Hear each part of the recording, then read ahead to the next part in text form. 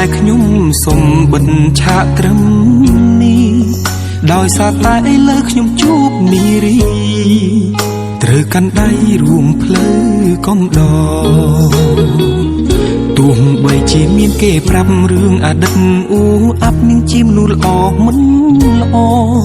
បច្ចុប្បន្នខ្ញុំសាងស្នេហ៍ស្មោះសរមិនស្ដាយក្រោយឡើយដែលខ្ញុំរៀបការ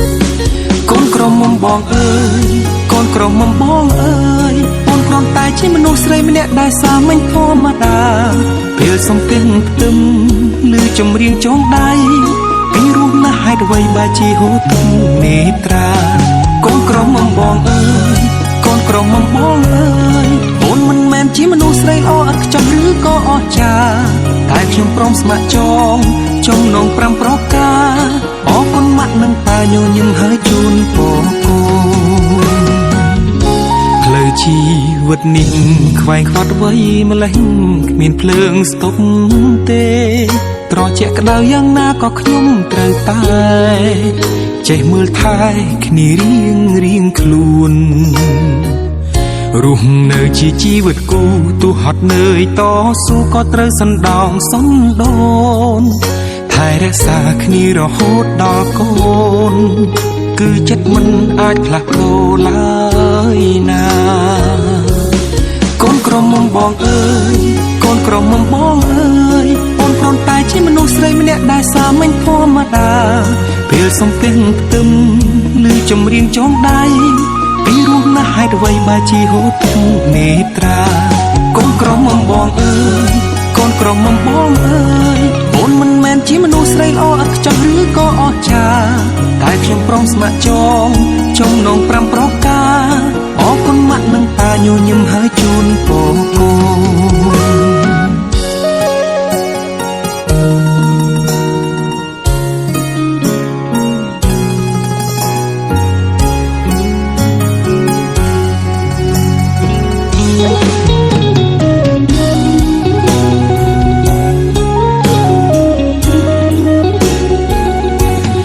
ជីវិតនេះខ្វែងខ្វាត់វ័យម្លេះគ្មានភ្លើងស្ទប់ទេត្រជាក់ក្តៅយ៉ាងណាក៏ខ្ញុំត្រូវតែ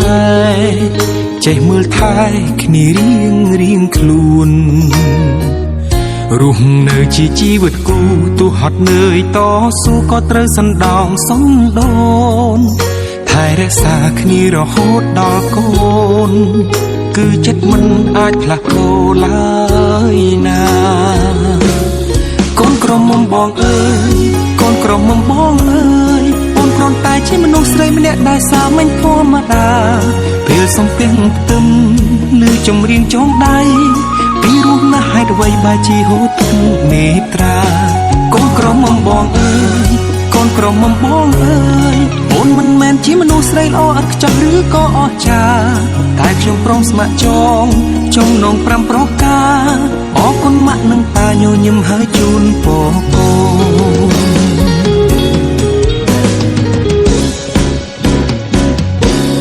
កូនក្រមុំបងអើយកូនក្រមុំបងអើយអូនគ្រាន់តែជាមនុស្សស្រីម្នាក់ដែលសាមញ្ញធម្មតា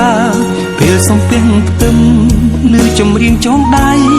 ពីរស់ណាស់ហេតុអ្វីបើជាហូរទឹកនេត្រា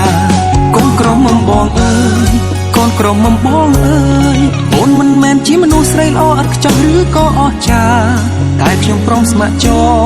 ចងនង5ប្រការអរគុណម៉ាក់នឹងតាញញឹមហើយជូនពរកូន